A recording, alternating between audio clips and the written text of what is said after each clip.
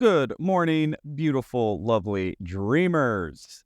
It is December 26th, 2023. This is episode 27 of the Paul Green Comedy PaulCast. I am almost at 30 days, a full month of daily podcasting, my journey, most of all as a dreamer, more specifically as a stand-up comedian, an actor, an improviser. I've had so much fun just committing to checking in every day and updating whoever has an interest in my journey and who is finding whatever emotional connection to the path that I'm on and how that resonates with you. So I hope you are coming out of your Christmas weekend fog, that the holiday treated you well, you had a good time. For those of you who are back to work the next day, that's a tough day after. Fortunately, my work is still sort of shut down, so I've got about a week of coming out of that fog. I do have a gig I'm really excited about for New Year's Eve. I am going to be in San Diego performing out there. I will have more details of that on my website at paulgreencomedy.com. But if you are out in the San Diego area and want to check out a show, I will have details for that. So, other than that, I'll tell you, my discipline has really been very low. I think I definitely let the holiday, the holidays just kind of break up the schedules. They break up the routines. I have not been on my exercise schedule, my writing schedule. So I'm feeling a little lazy, feeling like I need to reboot my discipline. Even this podcast, I'm getting out a little late. My goal was to be releasing these every morning at 8 a.m. It's almost 10 a.m. I was filming them actually the night before and then just scheduling to release the next morning, but I've actually been going to bed at night, which is very different for me. For those of you who are following, I got on a weird sleep schedule. Almost all of December, I was pretty much just nocturnal. I was literally staying up all night, every night, 6, 7 a.m., and then I would have like a full work schedule. And then I would end up like falling asleep, like when I would get done with my work, kind of like early or late afternoon, early evening. And then I would like sleep for a while, and then I would wake back up like midnight, 1 a.m. And then there's like, well, there's no way I'm falling back asleep now. So it was kind of a brutal sleep schedule. And I finally reset that last week. And now it's like I'm just completely tired at like 10 p.m., which very rarely happens to me. I'm fairly nocturnal, or, at least a night owl. So I've actually been falling asleep at night, whereas before I was filming these podcasts the night before and then releasing them the next morning. So here we go. So excited for this show. And been thinking a lot about this idea of discipline. I heard, where did I hear this? It was probably another TikTok video, and somebody said, you're not measured by your goals, you're measured by your process, because everybody has goals. Like, goals don't really mean anything. It's the process that you institute to accomplish those goals.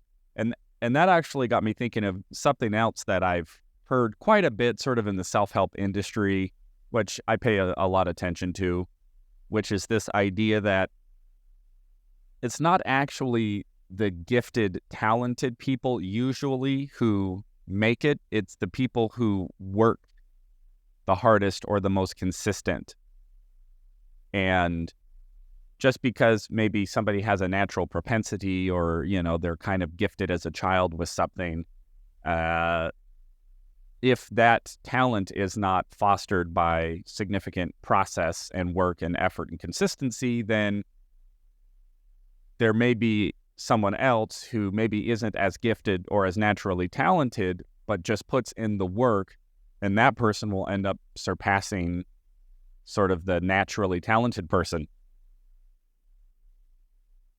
And I got to tell you, that's a real hard pill for me to swallow, because this may sound arrogant, but I'm actually not bragging by this.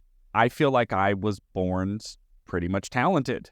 I had very musical, talented parents, and so music came very easy to me. And so I could naturally pick things up fast and be pretty good at things without a lot of effort. And that got me by for a while, until I noticed in about high school. So I was like on the drum line in high school. And when I came into high school, I was pretty good, kind of the hot stuff, new kind of drummer at the high school. And I sort of kind of shot to the top of the drum line and everything.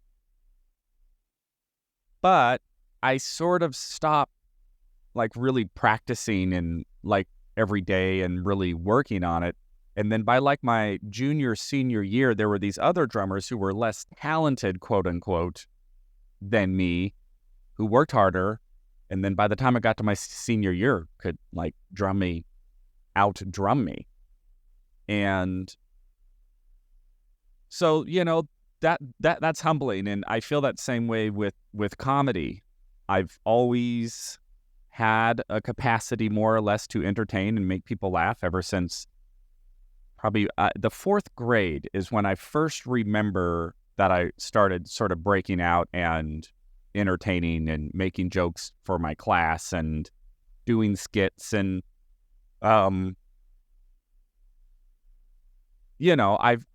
so that's just always been in me. I was always impersonating the SNL actors, and, I'd watch SNL, I'd watch Hans and Franz, and I'd watch Wayne's World, and, Stuart Smalley Daily Affirmations, and, all the Chris Farley skits, the motivational speaker, Mike Myers, Austin Powers, all of that, Dr. Evil, all the Jim Carrey, Ace Ventura, his In Living Color skits, Fire Marshal Bill here.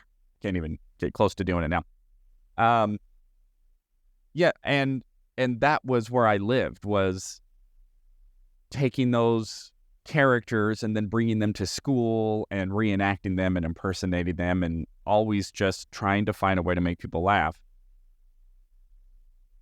Yet, I don't think that I ever really had a work ethic coupled with that. And it's really hindered me in this, as I'm an adult now, theoretically, and going for these dreams and realizing like, hey, talent is great, but it really is the daily work ethic that leads to success.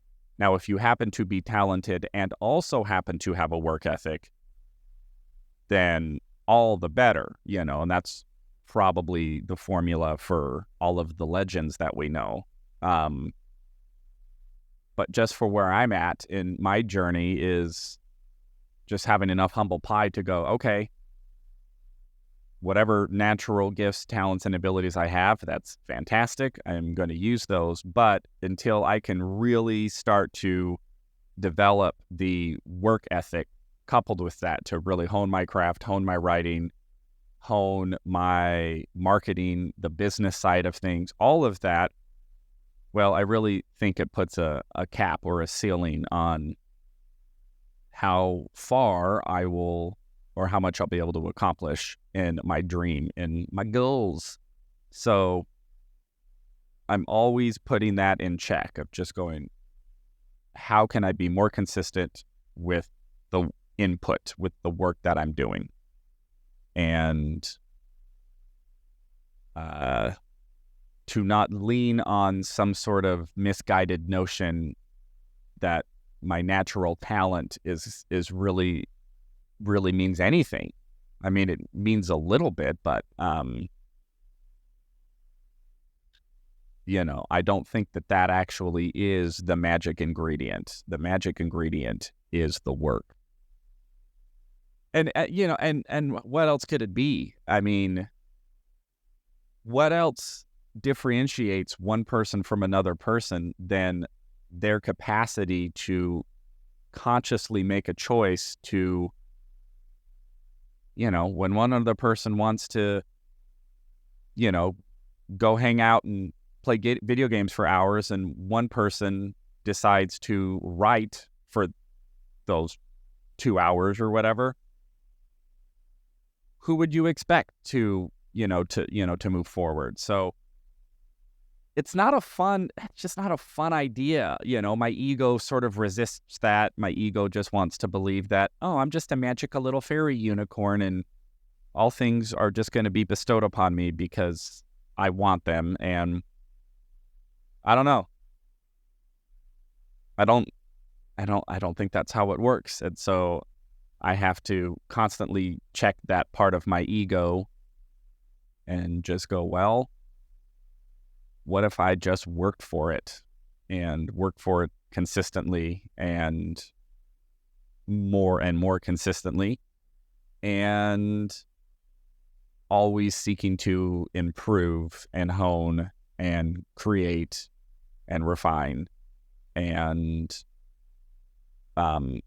going out and earning it with work instead of maybe wishing, praying, hoping for some sort of miraculous lucky break or something.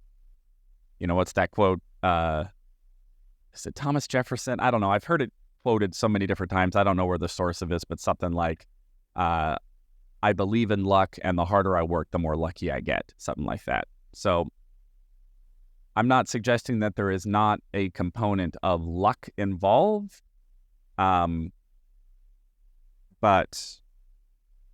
I do think that the harder we dedicate to the work, or the more we dedicate to the work, it's like if success is a lottery ticket, then every day of work is buying more lottery tickets. And if you work hard enough, you will ultimately amass enough lottery tickets that one of them is going to hit. Now, if you work a little bit, maybe that one little bit of work, you'll happen to get the jackpot lottery ticket. But, the odds are probably not in your favor. So that's kind of the unfun, not sexy, but real component is the work required to go out and get a big dream. Because, I don't know, I think if it was easy, everybody would do it. If it was that Tom Hanks says, if baseball was easy, everybody would do it. So let's not shy away from the reality that going for dreams and going for goals will require a significant body of effort and work to proceed that, and be okay with that, and continually challenge yourself to find ways to produce that amount of work and to find the resources to put that work in on a daily basis for as long as it takes. And that's sort of the not sexy part of dreaming that I am, grappling with all of my own lazinesses and addictions and, all of the general weaknesses and foibles of humankind that, I have to grapple with in my own life and continually overcome them and challenge myself to continue to put in the work necessary to accomplish what I claim I'm going for. So, we're coming out of the holidays. Maybe we got a little off track, little off our goals. Let's regroup, get back on track, and move forward and go get our dreams, everybody. So I love you all very much. Let's make it a great day, a great week coming into the new year. And let's go get some of those dreams. This is the Paul Green Comedy PaulCast, December 26, 2023, episode 27. I love you all. We'll talk to you soon.